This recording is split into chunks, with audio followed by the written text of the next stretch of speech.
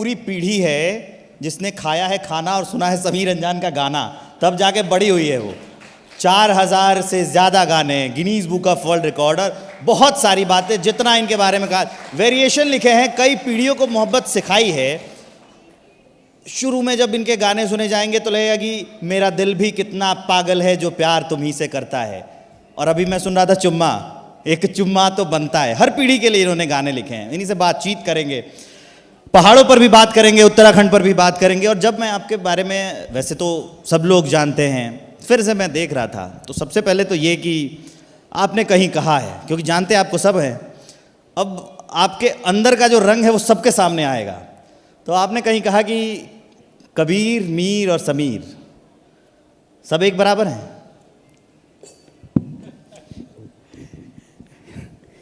क्या है, सबसे पहले तो मैं हिंदुस्तान शिखर समागम के तमाम लोगों को दिल से धन्यवाद देता हूँ।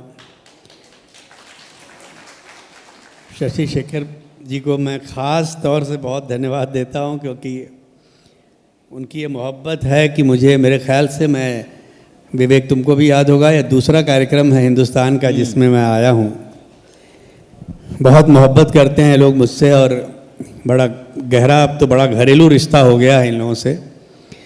और आपका ये शहर जहाँ हम बैठे हैं, जिसका नाम है देहरादून, ये मेरी तीसरी यात्रा है यहाँ की, और कुछ न कुछ तो हुआ है इस शहर के साथ। मेरा वास्ता, राब्ता कुछ हुआ है कि ये बार बार मुझे बुला रहा है। कहीं ऐसा ना हो कि मैं इसी शहर का होके रह जाऊं। अब तुम्हारे सवाल पे मैं आ जाता हूं। मीर, कबीर और समीर, पहले दो बहुत बड़े बड़े नाम तुमने ले लिए और उन नामों के साथ मेरा काफिया मिला दिया।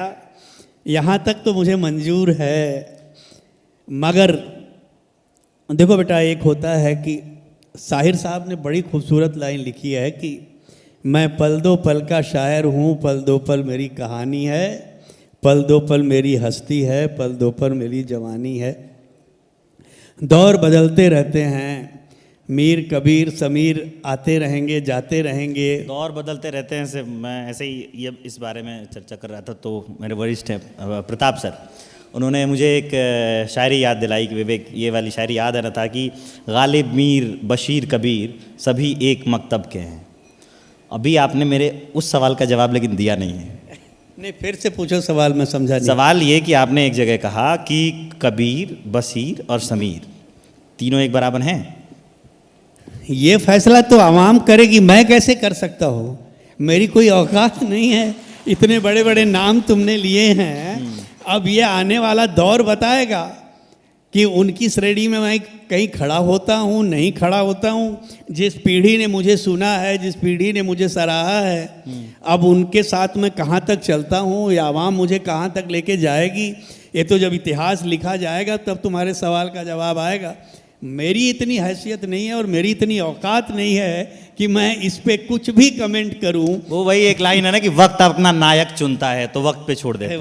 वक्त ही जवाब देगा। अभी आपने जो एक बात कही कि आपने जो जिया है वो लिखा है।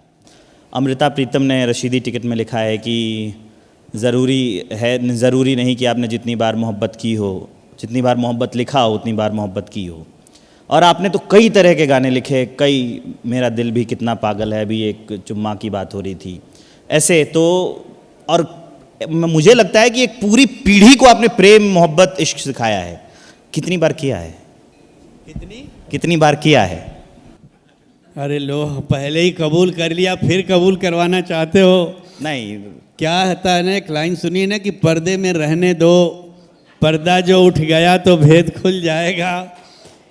तो ये कहूँ कि मैंने प्रेम नहीं किया और प्रेम गीत लिखे, ये ऐसा तो हो ही नहीं सकता। मैं और ये पूरी ऑडियंस मानती है कि समीर अंजान ने प्रेम किया जी, लेकिन एक और वो लिखते हैं कि तेरी उम्मीद, तेरा इंतज़ार करते हैं, फिर वो भी लिखते हैं हम हैं राही प्यार के।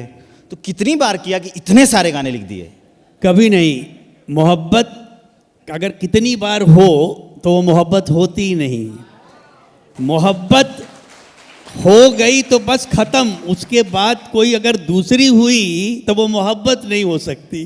फिर वो क्या होता है वो तुम्हारी पीढ़ी बहुत अच्छे से जानती है। हमारी हमारी पीढ़ी ने तो सच्चा प्रेम किया था। और शायद ये, और ये बहुत बड़ा खुलासा कर रहा हूँ आज हिंदुस्तान के मंच पे, कि मेरी लव स्टोरी चली थी तकरीबन 17 साल। अक्सर मैं हमेशा कह रहा हूँ कि आपने जनरेशन देखी है, आप लंबे वक्त से लिख रहे हैं। अभी हम लोगों के लिए आप जो कब से कह रहे हैं कि तुम्हारी जनरेशन, हमारी जनरेशन के लिए लिख रहे हैं। अब कुछ जो नए लोग हैं, नई कवि हैं, जो मेरे उम्र के लोग हैं, मुझसे 2 साल छोटे, 4 साल बड़े, वो भी लिख रहे हैं। उनका भविष्य आप कैसे देखते हैं? जो नए लेखक, जो नए शायर, जो नए कवि आए हैं। बहुत अच्छा भविष्य है। देखो, जब लता जी, आशा जी, किशोर दा का जब वक्त था तो कहीं ना कहीं लोगों को लगता था कि ग्रुपिज़म है। इवन जब हमारा दौर आया तो बल्कि हम लोगों पे आरोप भी लगा कि आप लोग टीम बना लिए हैं, नदीम श्रवण केवल समीर के साथ काम करते हैं, आनंद मिलिंद केवल समीर के साथ काम करते हैं, नए राइटरों को आप आने नहीं देते आप लोग। मगर वो सच्चाई क्या थी वो तो अलग बात है। मगर अब का जो दौर आया है ना, इसमें ऐसी कोई प्रॉब्लम है ही नहीं है। ये बिल्कुल खुला आसमान है। और हमारी इंडस्ट्री ही एक ऐसी इंडस्ट्री है जो आपसे कोई डिग्री नहीं मांगती, आपकी न तो हाइट नापती है, न तो आपको देखती है कि आप खूबसूरत हैं कि बदसूरत हैं। वहाँ एक ही चीज़ बिकती है जिसका नाम है टैलेंट। और एक सवाल जिसका जवाब आप देते नहीं हैं, मैं भले जगह बदल जाए, कार्यक्रम बदल जाए, मैं वो सवाल छोड़ता नहीं हूँ। संघर्ष आपका रहा है, इंट्रोडक्शन में भी हमने सुना। आपकी डायरी किसने फेंकी थी? डायरी देखो बेटा, वो नाम बता देना, कोई नाम बताते नहीं, मैं पूछना छोड़ता नहीं हूँ। नाम बता देने में मुझे कोई तकलीफ नहीं, बट वो आदमी आज दुनिया में नहीं है। जो गुजर चुका है उस पे कीचड़ उछालना, उसके सबके बारे में जानना चाहिए। मुझे लगता है कि ये सारी घटनाएं और लोगों की चीजें, नहीं, छवि जिसकी होती है और जो वैसा आदमी होता है, मैं तुम्हारे, तो उससे समाज सीखता है। आज मैं तुम्हारे मंच पे बता भी देता हूँ। और बेचारे बहुत स्ट्रगलर म्यूजिक डायरेक्टर थे, उनका कोई बड़ा नाम नहीं था, उनका नाम था श्याम सागर। और वो भी स्ट्रगल कर रहे थे। और मेरे पिता के सबसे बड़ा दुर्भाग्य ये था कि वो मेरे पिता के बहुत अच्छे दोस्तों में से थे। उस बात का मुझे ज़्यादा दुख हुआ कि एक अजनबी कोई म्यूजिक डायरेक्टर फेंकता ना, तो और उसका 2 रीज़न हुआ। मुझे एक तो दुख भी हुआ और मुझे ये लगा कि यार ये पिता का दोस्त है, अगर इसने डायरी फेंकी है और ये कह रहा है कि तुम जिंदगी में गीतकार नहीं बन सकते हो, तो इसकी मेरी कोई दुश्मनी तो नहीं होगी। इसका मतलब शायद मुझे लिखना नहीं आता। और जो मैंने बहुत बार इंटरव्यू में कहा भी है कि जब मैं सीढ़ियों से उतर रहा था तो वही पंक्तियां जो आपके एंकर ने भी और कई लोगों ने बोला कि जग अभी जीता नहीं है, मैं अभी हारा नहीं हूँ, फैसला होने से पहले हार क्यों स्वीकार कर लूँ। इन पंक्तियों ने जो मुझे ताकत दी ना, और फिर मैं वहाँ से गया उषा खन्ना जी के यहाँ, और उससे दिन गया। मैं बहुत इस मामले में बहुत ज़िद्दी हूँ। मैं जो चीज़ डिसाइड कर लेता हूँ उसके पीछे हटता नहीं हूँ, चाहे उसका रिजल्ट कुछ भी हो। तो मैंने सोचा कि आज ही इस बात का फैसला हो के रहेगा कि सचमुच मुझे लिखना आता है कि नहीं आता।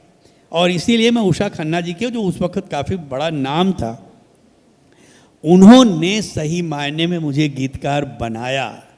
उसने जितना डिस्करेज किया था, उस औरत ने कहा कि समीर ये केवल 4 मुखड़े छोड़ के जाओ और मैं इसी हफ्ते तुम्हारा गाना रिकॉर्ड करूंगी। मैं इतनी ज़्यादा मुतासिर हुई हूँ तुम्हारी इन पंक्तियों से। दुनिया इतनी बदल चुकी है और इतना सब कुछ खुला सा हो चुका है ना, कि इस डिजिटल की दुनिया में आप अगर टैलेंट कहीं है तो आप उसको रोक नहीं सकते, वो आएगा ही आएगा। डिजिटल की दुनिया से याद आया, ये मेरा अपना भी सवाल है और कईयों के मन में होगा जो लोग शायरी कविताएं लिखते हैं। मैं अपने ऑफिस का इंसिडेंट बता रहा हूँ। एक सोशल मीडिया के मेरे मित्र हैं केतन, तो वो लोग जानते हैं, आप भी जानते हैं कि मैं भी छोटी मोटी चीज़ें लिखता हूँ। जब ऑफिस से समय मिल जाता है तो मैं लिखता हूँ। केतन एक दिन बैठे हुए थे, बोले कि अरे कहाँ जा रहे हैं कवि महाराज? मैंने कहा स्टूडियो जा रहा हूँ, शो है मेरा। बोले कि कुछ चल रहा है दिमाग? मैंने कहा हाँ चल रहा है, ये देखिए नया आया है। उन्होंने GPT पे लिखा, विवेक के नाम से एक कविता लिखी है। कविता लिख के आ गई। फिर लिखा विवेक की प्रेमिका पे एक कविता लिखी है, कविता लिख दिया। आर्टिफिशियल इंटेलिजेंस क्या लेखकों के लिए खतरा है? है तो बहुत बड़ा सवाल बेटा ये। इंटेलेक्चुअल इंटेलिजेंस जो है बहुत बड़ा बदलाव है, और ये बदलाव जो है वो, ये सवाल मेरा भी है, आप जैसे मतलब नहीं बिल्कुल नहीं, हमारी से जानने का, तो और हमारी मैं ये भी ऐड कर, क्या वो उतनी भावनाएं ला पाएगा जो हम जीते हैं? नहीं वो तो सवाल ही नहीं पैदा होता, वो सवाल ही नहीं पैदा। कई बार मैंने उस पर हमारे बच्चों ने जाके बोला कि write some song like Sameer ji, तो उसने जो लिख के भेजा वो कहीं दिलबर डाल दिया, कहीं आशिकी डाल दी, कहीं साजन डाल दिया, मिला जुला के दे दिया। मगर वो एक शेर जो तुमको मैं सुनाया था, मेरे ख्याल से पिछली बार ये इसी मौजू पे बात हुई थी या क्या हुई थी, मैंने उनसे कहा था जो सवाल तुम पूछ रहे हो किसी का शेर है, मेरा नहीं है, बट ये कमाल की चीज़ है कि कहता है कि उससे मिलती जुलती आवाज़ कहाँ से लाओगे, उससे मिलती जुलती आवाज़ कहाँ से लाओगे, ताजमहल बनवा दोगे, मुमताज कहाँ से लाओगे। तुम समीर का सब कुछ ले सकते हो, समीर की रूह कहाँ से पैदा करोगे।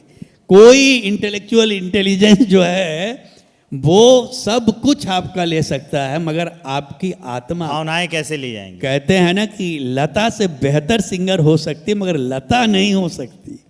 तो कहीं ना कहीं हमको, और हम क्रिएटर्स को उतना खतरा नहीं है, बट बाकी बहुत सी जगहों पे उससे बहुत प्रॉब्लम होने वाली है। और काफ़ी जगह तो अमेरिका में तो इसके खिलाफ बहुत बड़ी मुहिम भी चालू की है। ये है कि हम लोग ये समझे कि लेखकों के लिए भावनाएं बहुत अहम है, कि भावना वो कहाँ से, आर्टिफिशियल इंटेलिजेंस अगर लिख भी लेता है तो भावना कहाँ से लाएगा, भावनाओं पर आधारित है।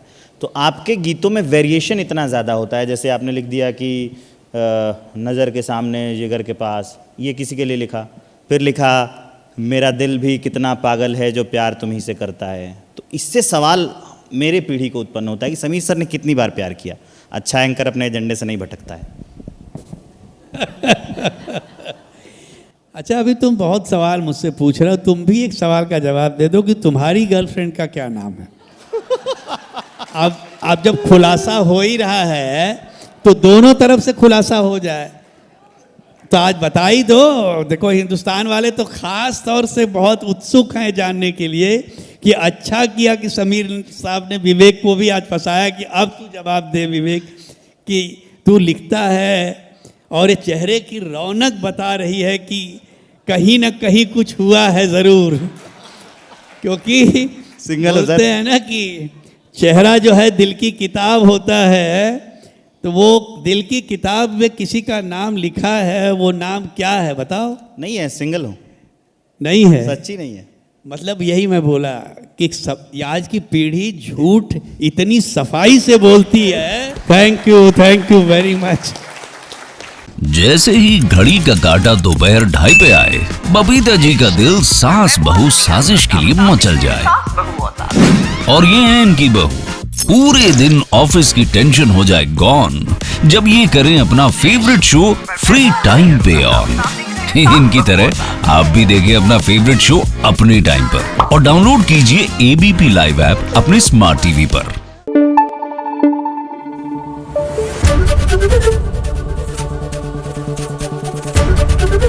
एबीपी न्यूज आपको रखे आगे।